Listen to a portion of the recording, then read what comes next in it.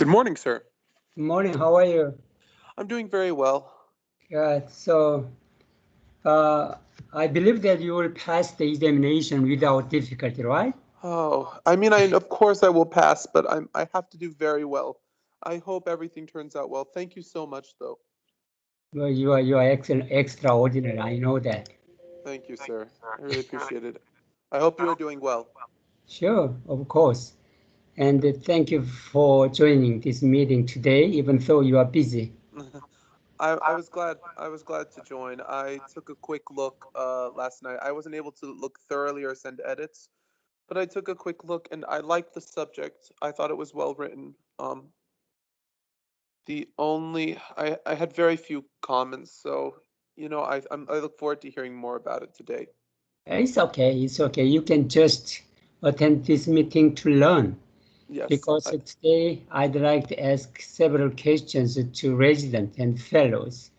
Because this is a very well written paper, we have enough time to discuss.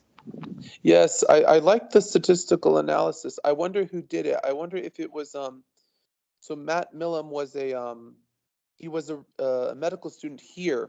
He was a fourth-year student here. So I wonder if he did the statistical analysis, because I don't think Dr. Walker and Dr. Lopera specialize in statistical analysis. It was well done. Okay. Dr. Lopera, how are you? Good morning. Anyways. Barrett, you are on the line, right? Hello, I'm on the line. Good morning. Barrett, I have a question. Yes, sir. When I lead this meeting, I use the term upload. When Dr. Leon gave a talk, I asked him to upload his slide. Yes, sir. At the time he did, but at the time I really wanted him to upload to Microsoft Teams, right? Yes. But he didn't upload his file on the Microsoft Teams. In the case, what kind of a term should I use? Yeah, I did. It was green. Yeah. Thanks. Oh, he didn't. Okay. Well, I'm sorry. Yes. So when I believe there's another tab that says files in the VIR folder, and that is where he had uploaded the presentation. Okay. It's in the same space that you had uploaded the presentation when you had reviewed Dr. Jones's paper on cryoablation in outcomes of metastasis several months ago. Okay, I'll check. It is uploaded, right? Can you see the manuscript now? I can see the paper. Okay. Good morning, everyone. It's time to start. Welcome to the VIR research meeting. Today, we are going to review an article written by Professor Walker and Lopera entitled Comparative Outcomes of Inferior Vena Cava Filters Placed at Bedside Using Digital Radiography in the ICU versus Conventional Fluoroscopy.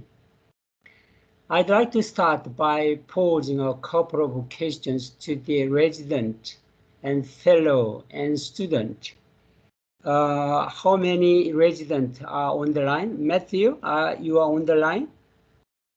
Not yet. Okay, Barrett, what's your opinion about this article? How would you provide constructive criticism to improve this quality?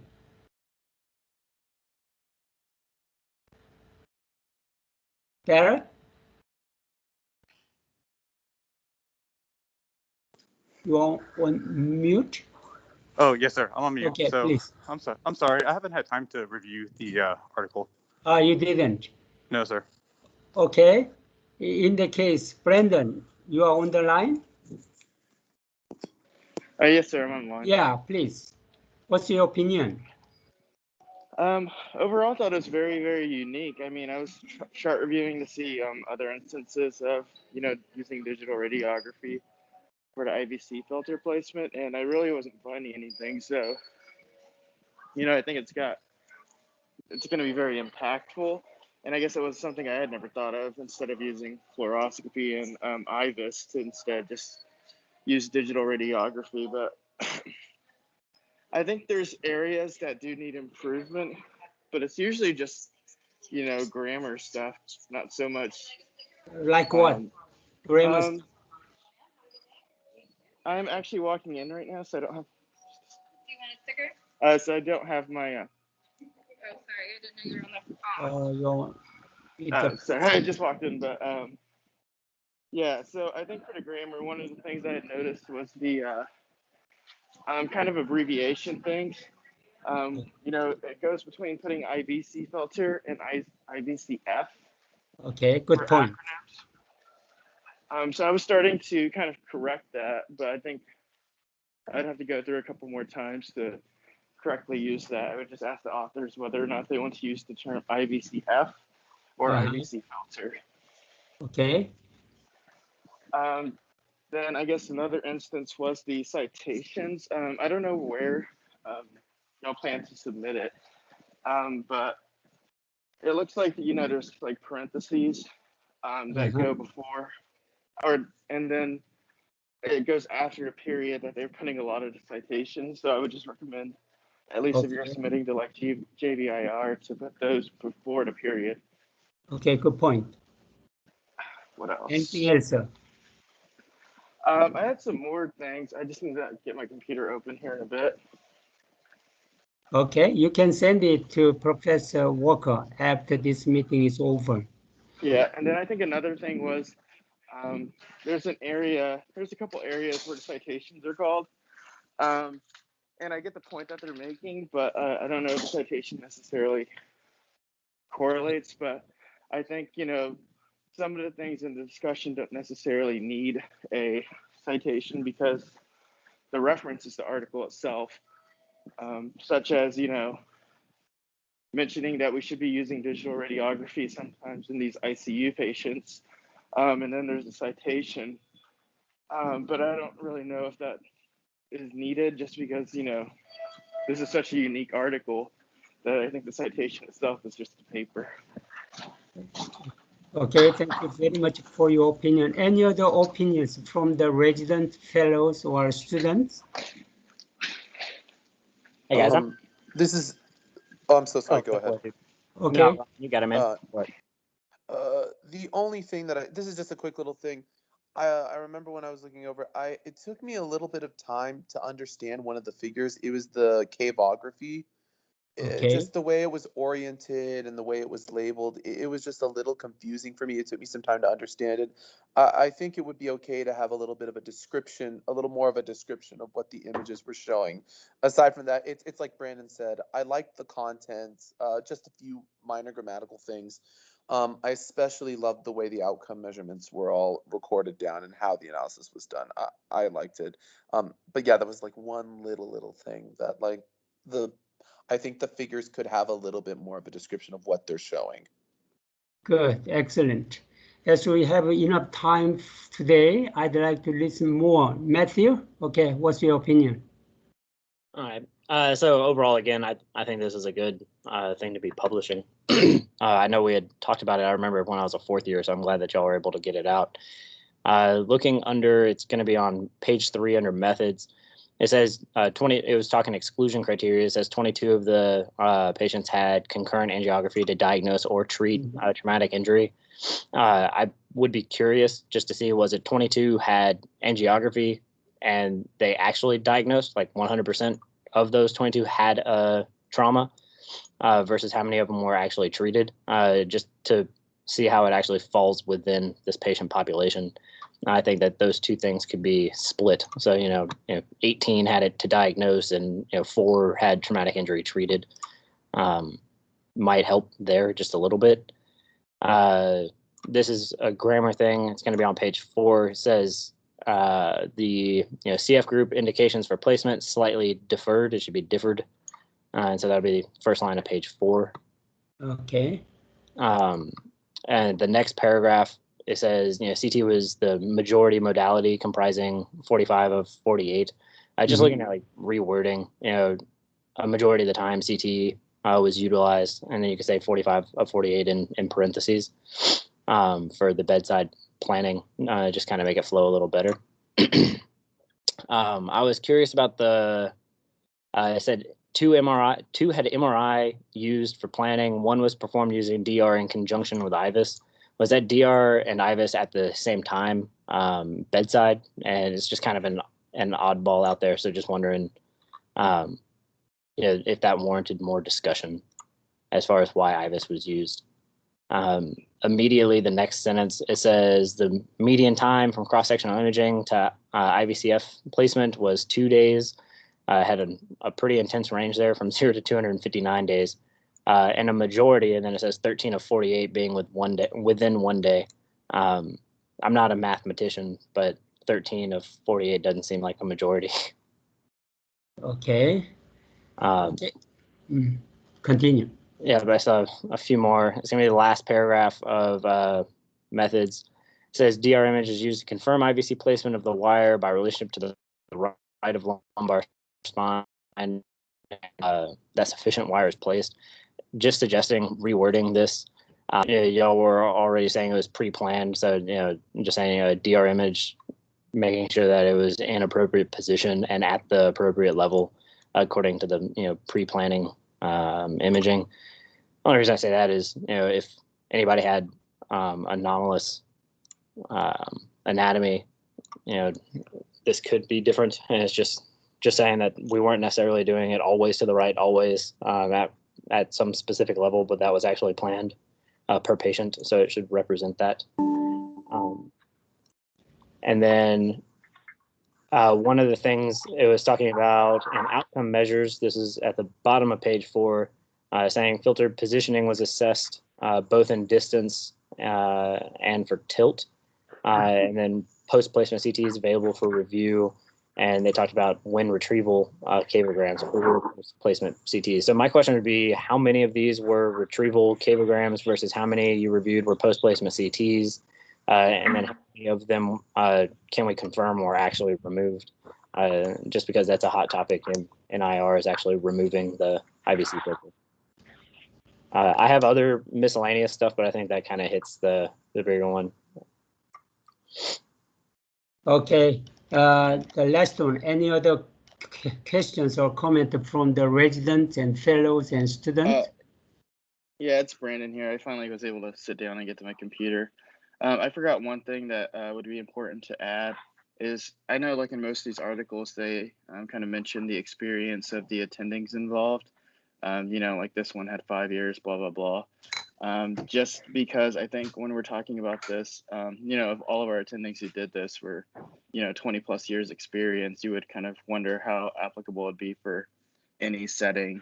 Whereas, if it's attendings with 3 to whatever many years of experience, you would assume that this would be something that's more applicable, and, that, user experience isn't too much of a confounding variable in our success. Okay, thank you very much for your excellent comment. Okay, I'd like to give you my overall comment. And the number one, you are going to submit this one to JVIR, but the total number of words in the abstract is 324. According to the rules of JVIR, the abstract for original clinical and laboratory investigations should be no longer than 250 words. Second one, as Brandon mentioned, the flow is not maintained in a few parts of the text. To solve the problem, there are two. One, Brandon mentioned the second one, because you used the two acronyms, it was very confused to read this kind of abbreviations. So I used just one acronym, IVC. And then the second one, this is my 8th time to review the articles. So I mentioned this one 4 times regarding the try to link the terms to make a flow. I'd like to use the first paragraph of the introduction today because we have time. Okay, number 3, also Brandon mentioned this one. I'd like to skip. I have one question. Retrospective review of the radiology department pictorial text identified 161 IVC filters placed between July 2015 through September 2016. So my question was, why you didn't include the patient after September 2016? Because when we write a paper, we usually update the procedures. Dr. Walker, can you answer this question? This is very important. That's because it was written from an IRB, and the IRB stated through the time that we submitted the IRB. By the time the data was collected, and this has finally been turned into a publication, it was 2016. To update the list would be like starting over, and so that's just where the data was from the IRB. Okay, I see. And then regarding the abstract, I revised the abstract. So the number of words in the revised abstract is 247. So I will skip this one. I omitted some part. And then I'd like to focus one regarding the conclusion section.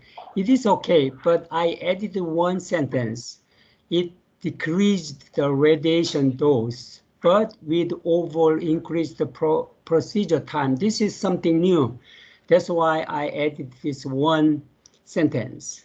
Regarding the introduction, this is wonderful, but as I mentioned, I like to use this first paragraph to teach you how to link the terms.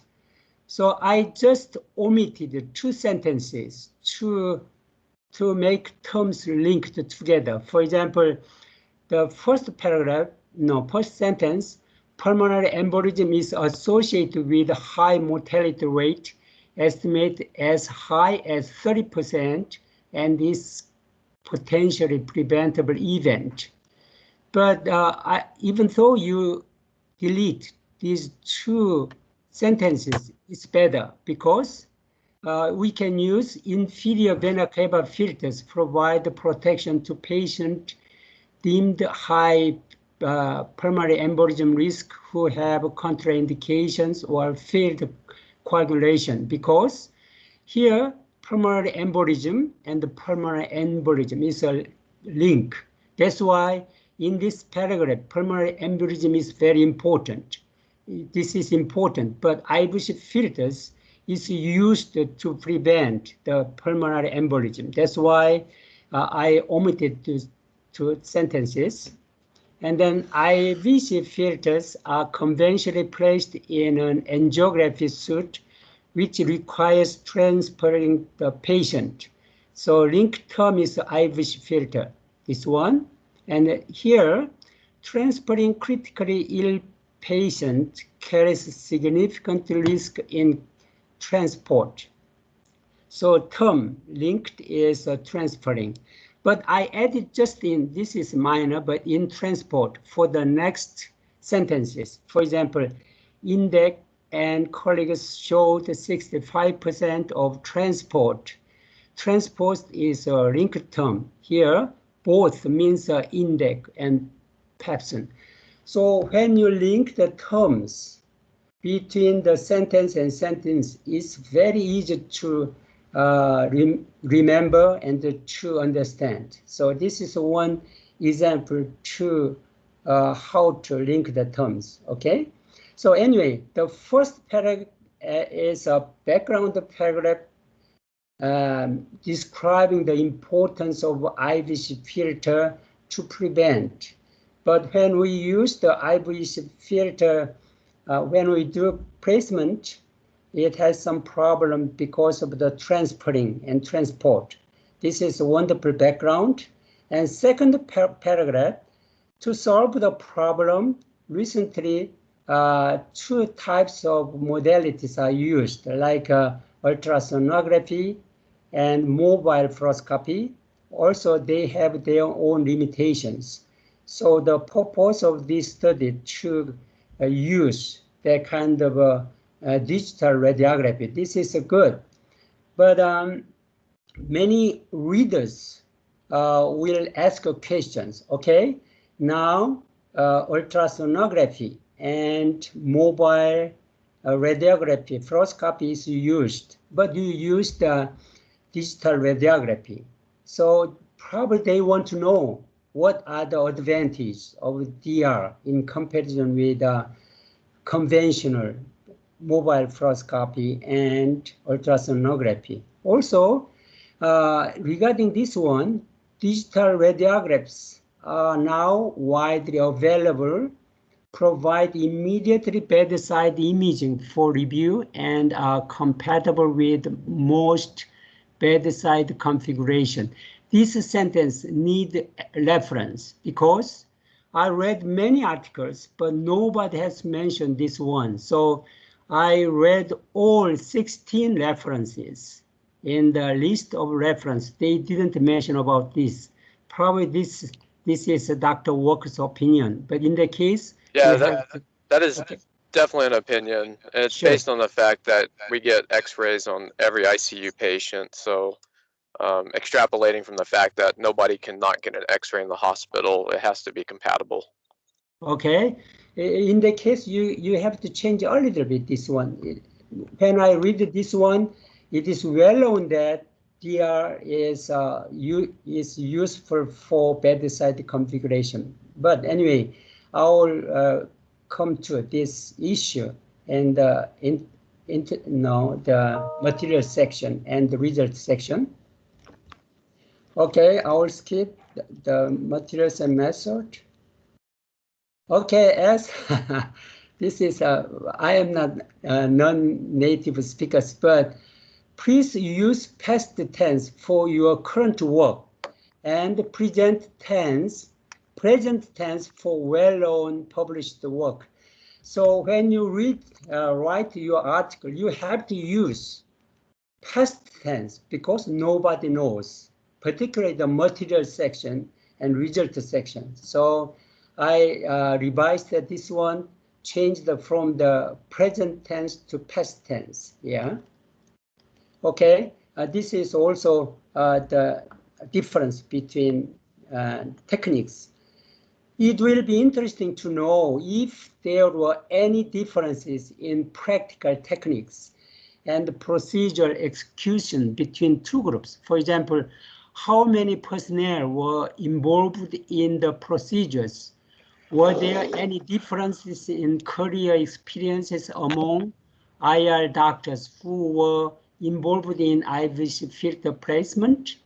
Were there any difficulties in procedural execution on the patient bed because of its cushion and bedside configurations, especially in head injury patients who needed elevation of head of the bed and so on? Dr. Walker, can you answer this question? I am very curious. So, I mean, I can't go back to the data and find this information. This would be just knowing who the operators were. I mean, they were from myself through Dr. LaPere's experience. I don't think any of the current IR faculty were excluded except maybe Laura Barnes because she wasn't here through those dates. Aside from that, we did not, because this was not a prospective research study of putting these things at the bedside, it was a clinical change in just the procedural management of patients. It was not done in a prospective way of recording true, like, oh, we're starting at this time, we have this number of people prepping, we have this number. None of those things were recorded. So all I have is the data that can be located going backwards in time from chart reviews. So the data set's limited with what I can do. Okay, I'll reiterate this issue in the result section and discussion section. Outcome measurement. Okay, Again, I consulted Professor Kim. He is my mentee at ASM Medical Center in Korea about the statistical analysis. You use the student t-test, but he mentioned that to compare the rate of complication and misplacement in the result section, chi-square test or Fisher exact test should be used. Barrett, what's your opinion? Yeah, actually, I was just looking at the table 2, right? That's the one we're talking about. Or we're looking at the results, and actually, you know, one thing I think that's interesting about the table is that I don't see any of the p-values in it. Really looking to see if there's a difference. And then if we're looking at the outcomes here,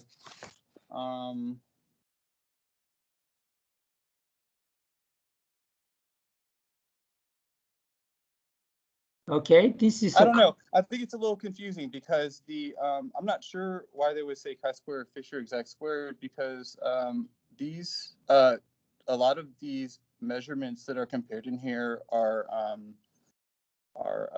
like continuous. They're continuous numbers. They're not ordinal.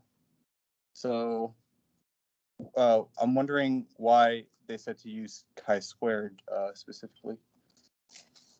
Okay. I'm a little confused by that. Mm-hmm. I'll move on to the result section. Okay. You used image because assuming average dose for the abdominal radiography of 5 milligrays. So I read these 2 articles, 12 and 13, but this is a method section, right? You didn't mention about this method in the materials and methods section. So this is the result, but it is very important. This part of the results highlighted in red should be described in the materials and method. Why?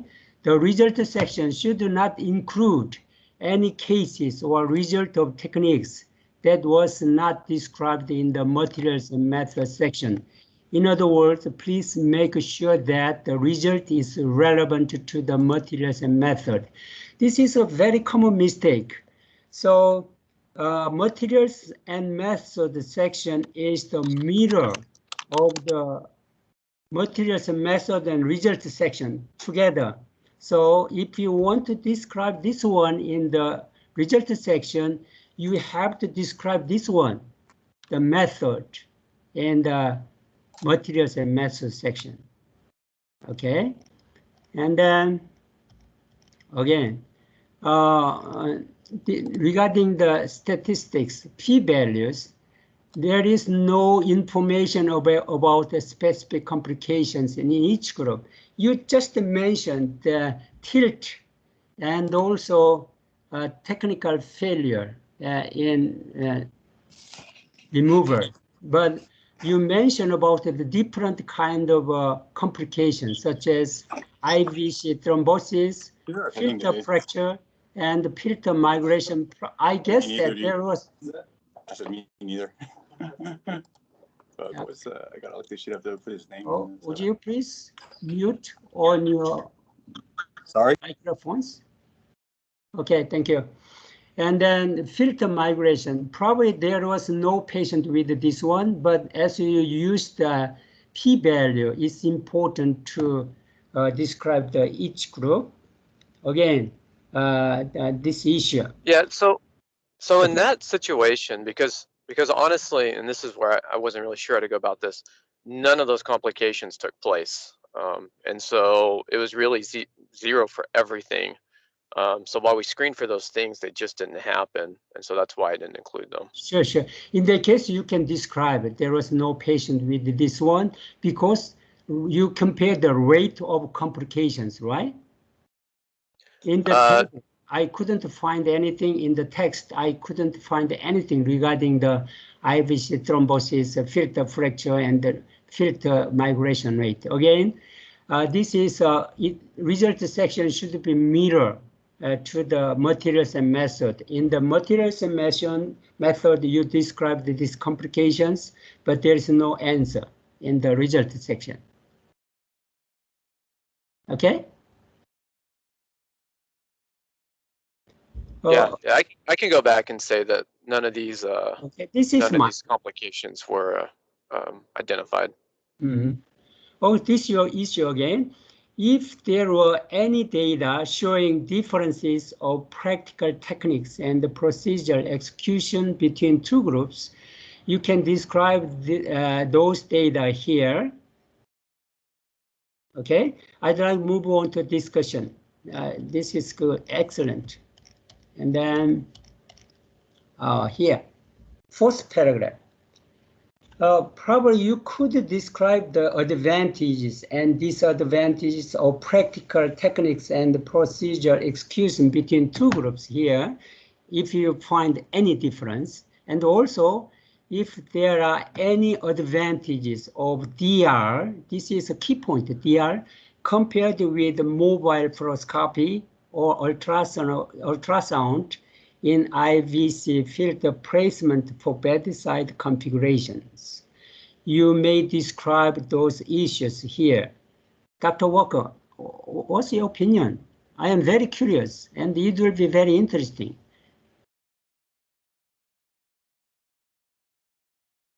Regarding the advantages? Yeah, regarding these two issues, the difference between two groups and advantages or disadvantages of this technique, DR, in comparison with the conventional techniques like ultrasound and mobile fluoroscopy. Well, so I have very limited experience using ultrasound to place IVC filters. I can see how people who use them without some kind of reference can get a little confused if they're not very familiar with the IVUS of where they're at within, you know, the most dominant draining vein. So you kind of have to find where your right atrium is and come back and then find your draining veins and then just come right before that. And typically, if you're going to use it without conjunction of something else, because the way we did this when we used DR with IVUS is we placed the IVUS at the level of the lowest draining vein, and we used that to mark the level with the DR of where the tip of the filter needed to go. And so in the setting that you're going to use just IVUS, you actually have to have two different access points, one for where you're putting your filter where you want it so you can visualize it with IVUS that you like the level. So it's pretty cumbersome because you're getting access twice to do it.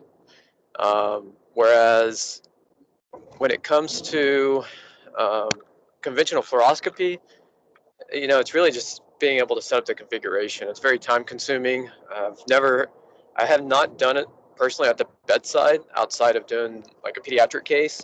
And I can tell you it takes an entire team, and you got to find a dedicated room. Usually you can't fit it into the typical ICU room. So even still, you're kind of, at least in minor ways, moving around your patients. When it comes to DR, you can put the plate anywhere. The patient can be in any configuration. It's very mobile. It fits in almost any compact space. And while it doesn't give you real-time imaging, it gives you near real-time imaging. So it's very convenient because you get immediate feedback. You put a wire in, you say, oh, I'm not sure what's happening. You take a quick shot and you have an idea. You can't move the DR plate around constantly like you could a fluoroscopy machine. So you do have some limitations there. But I would say overall, using a DR plate, you know, minus the contrast parts of it, is actually more convenient, in my opinion, than using a C-arm. Okay. You briefly mentioned the limitations of ultrasonography and also mobile fluoroscopy in the second paragraph of the introduction section. But in my opinion, that is not good enough. Probably you can add what you said in the discussion section, which is very, very important. Even now, some radiologists, interventional radiologists, they use ultrasonography to prevent the bowel movement, they use different kind of technique. But anyway, even though you don't have any experience with ultrasonography, you can read several articles. So I added 3 articles, and you can mention the difference with the use of their ideas in the reference.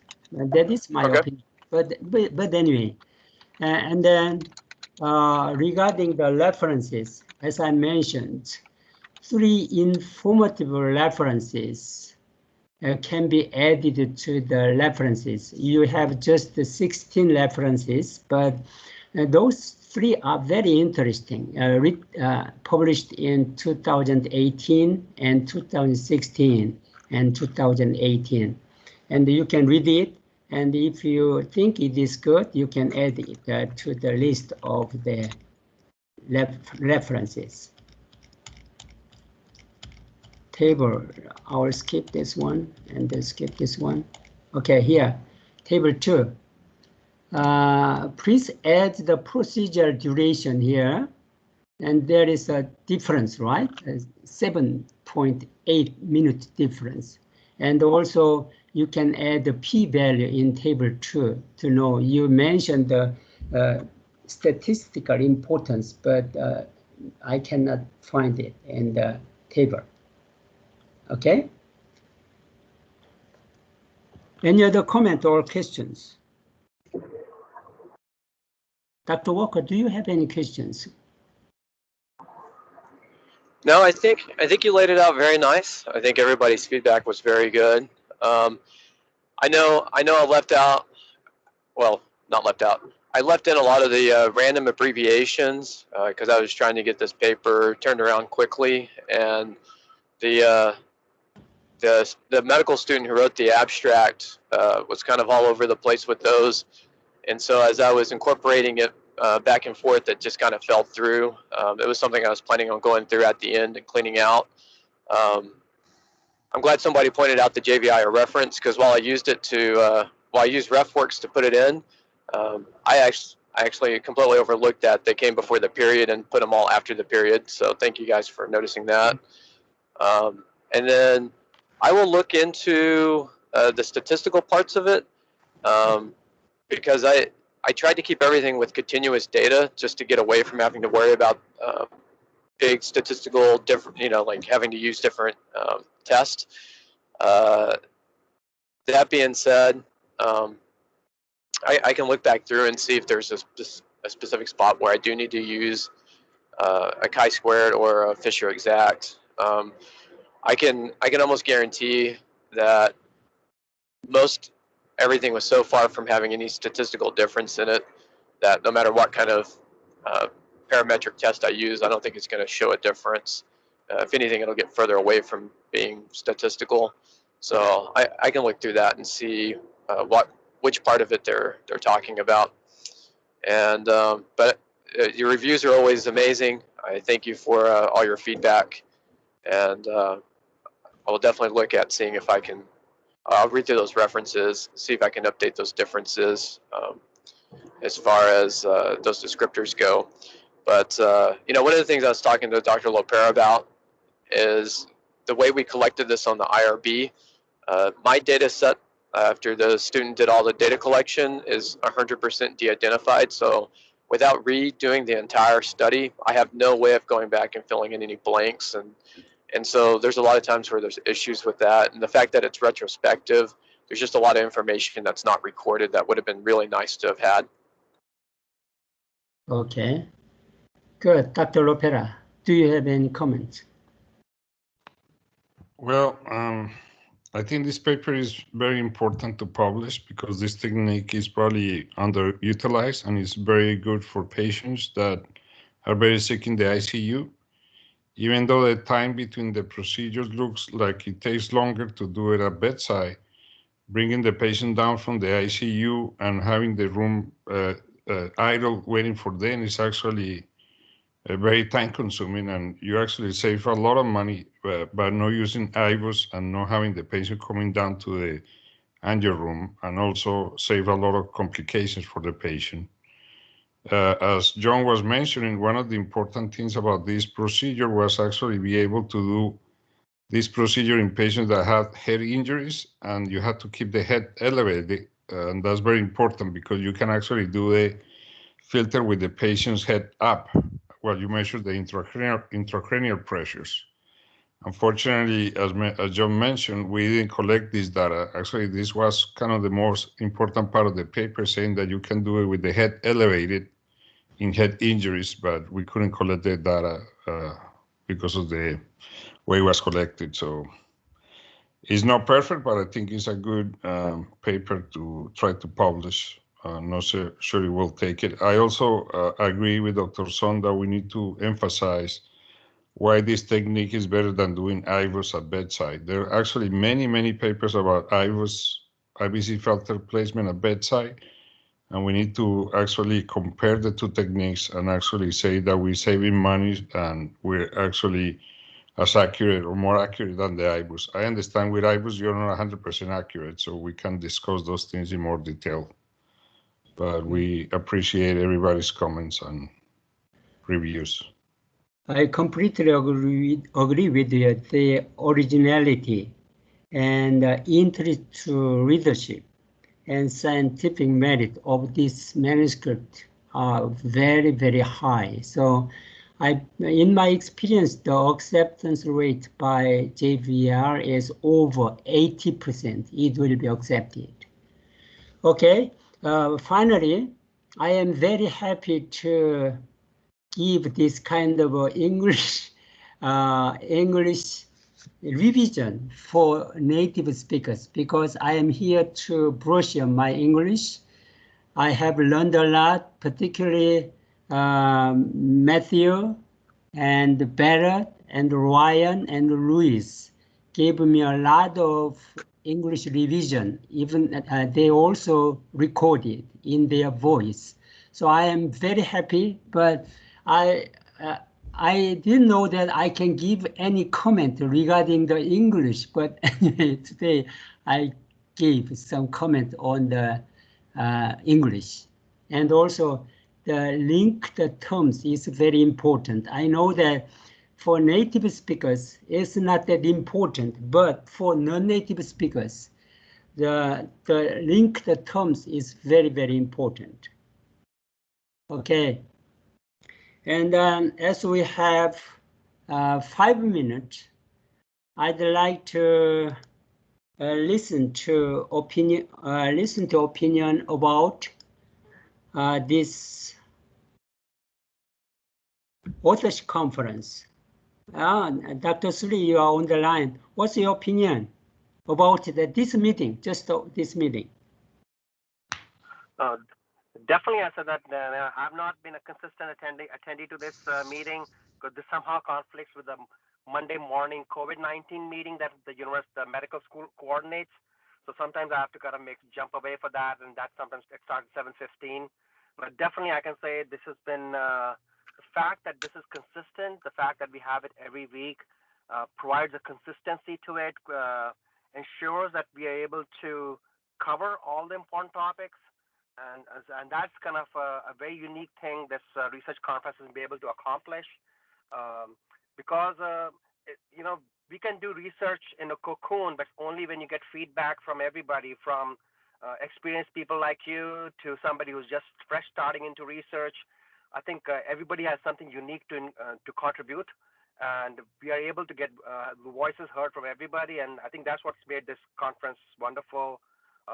Reviewing the papers, kind of anybody who's writing a paper for the first time, just gets an idea how to even start how to critically look at a paper. So all that from the research experience, how do you run a research experiment to writing a paper. I think this has been a very useful session. Okay, as far as the authorship conference is concerned, the core value is to provide constructive criticism to improve its quality. But another purpose is to learn and teach and share our ideas, which is very important. Charles Hyman, what's your opinion? Hi, can you guys hear me? Yes, I can hear you. I think these conferences are very valuable. I think in the training stage, the more papers you read, the more you learn about research. If I were to do it differently in the future, I think at this stage of a final manuscript, most of the comments are grammatical in nature. I think it'd be very interesting to try to get these conferences going at the protocol or the IRB stage, where we could all give our thoughts on about which data we should be collecting or things at the data collection or the experimental level. I think would be very valuable teaching and learning experience. Okay, thank you. Luis Carta, So- you are on the line. You are very good at writing introduction section and discussion section. What's your opinion? I completely agree with what Dr. Suri and Dr. Hyman kind of mentioned, that these meetings are very important, and me particularly, that I feel like I started this past year and I've been learning every day, and these days particularly, they teach me a lot of new things. Like one thing that you mentioned, sir, that it kind of puts the idea in my head where you always have to mirror the results with your materials and methods section. It's something that I wasn't completely, I didn't know that much of, and now, I have a basic idea of it, and it's always been helping me out. These have been invaluable to me. Okay, I hope everybody can send your revised manuscript to Dr. Walker, and it is time to finish. Thank you very much, and particularly I'd like to thank Professor Walker and Lopera for this wonderful manuscript. And also I'd like to thank everybody for participation. See you next Monday. Thank you, sir. Have a good one. Thank you. Thank you. Thank you, Hoyon. Mm.